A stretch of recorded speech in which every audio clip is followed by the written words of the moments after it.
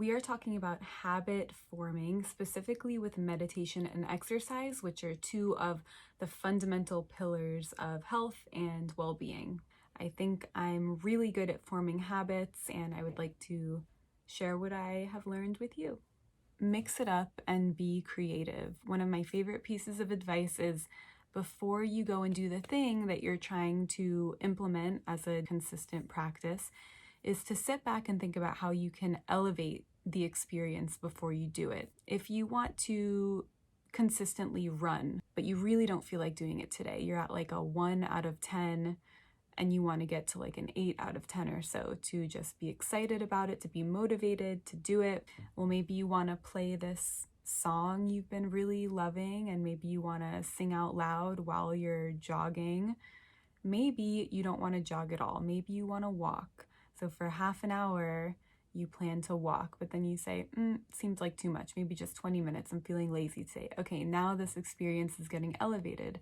Well, what if I put on a cute outfit or an outfit that just feels really good on my body and just go walk for 20 minutes, listen to my favorite song, maybe wear some glittery eyeshadow, whatever the hell you want to do, be weird. Maybe you want to skip around, connect with your inner child, and just let loose. You get the gist. You just go through these different options. So become clear on why you want to implement this new thing.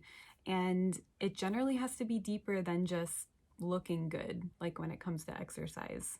You won't stick with that long term because your superficial ideas kind of fluctuate, and sometimes you don't care about looking good, and other times you really want to look good, like if you're going on vacation or going to the beach or whatever it is. So to me, it's not a sustainable thing to just want to look good. That can be part of it, but it's not going to form long-term habits. So you have to become clear on what's the deeper thing that you're trying to achieve with something like exercise. Maybe it's releasing or reducing your anxiety and depression. Maybe it's being more present and open in your life.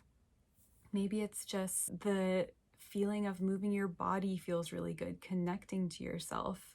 Maybe it's moving through intense emotions and things that you just need to work through, and really being in your body and moving your body can help you move through emotions.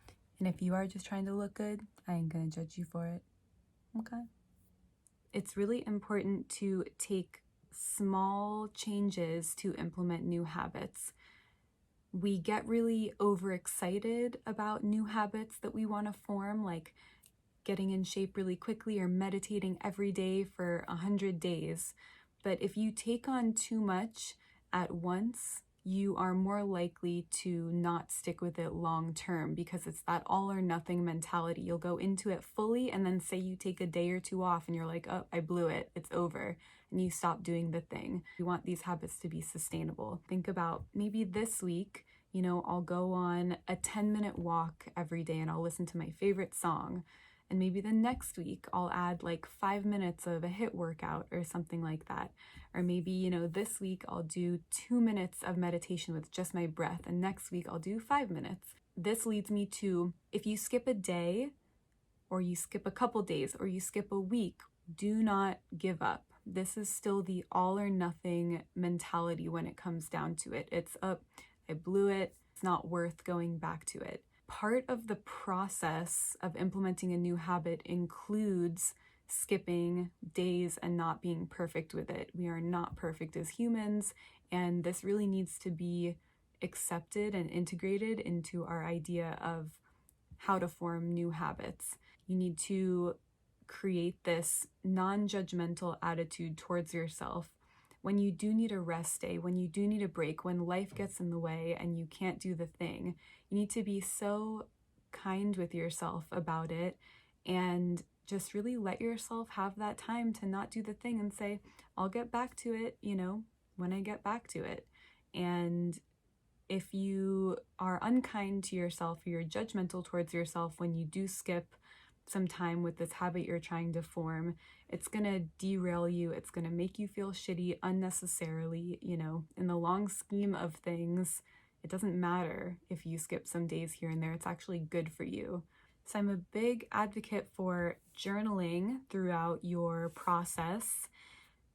When you are implementing small changes to form big, sustainable habits, it can be hard to keep track of your progress because the changes are happening slowly over time, and that's what we want, for them to stick. If you're journaling, you're writing about your feelings about this habit that you're forming, what kind of changes are happening on a day-to-day basis, how your mood is fluctuating, what is going on in relation to the habit. This is a good tool for a couple different reasons. One, it lets you release your feelings and get them on paper. And two, you can look back on the kind of evolution of the change in your life, and you can see how it has changed your life in some way, shape, or form.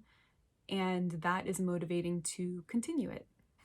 If you want to get in shape, or you want to exercise more often, you want to feel good, you want to get all those good benefits from moving your body, you wouldn't just do it a couple times a month and say, oh, that's all I need to do. You need to be consistent. The same thing goes for meditation. Sometimes I get caught in this thing like, well, I'll just meditate maybe like once a week.